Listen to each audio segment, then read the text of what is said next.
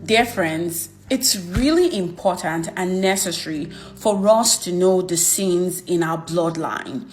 What I mean in our bloodline, I mean the sins that, are prevalent, are common in your family. For example, you're a man now, right?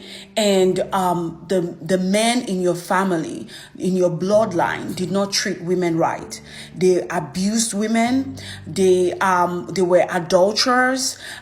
They were people who verbally abused women, physically abused women, things like that. And you as an individual, you grow up and you don't even know what your relationship was with your mom. You just know your mom was there and, maybe she cried sometimes, but you don't really know. Now, have you ever heard of something called the sins of your fathers? So basically, what it means is the sins that are prevalent in your bloodline, in your generation. As Christians, as believers, we should know the sins of our blood, what's in our bloodline. Some of you have incest. Some of you have adultery. Some of us have all these things, and we don't know that we have to be intentional about breaking these curses. We have to pray in the name of Jesus to break and loose ourselves from these curses. Why? Because a lot of our forefathers in the past generations dabbled into the occult. And as a result of that, there's a curse that goes on that family. You can read the book of Deuteronomy, chapter 5, verse 9.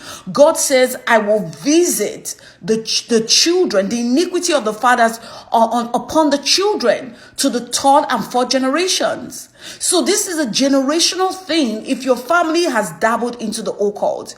So what you need to do is to be intentional and say, okay, if my bloodline, in my bloodline, they never treated women right, they abused women, they were adulterers, you have to make up your mind and say, it stops with me. I will not do this. I will not let it happen. And you have to be conscious and intentional of breaking that curse.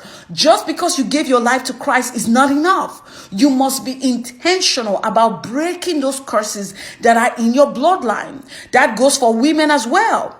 That goes for women. I say, if your mom, if in your bloodline, the women are chaste men, are very loose women, you have to be intentional to break those curses. It goes for men and women. So I want to encourage you to be intentional and know the sins of your fathers and break those curses today. It is very important that you break those curses so you can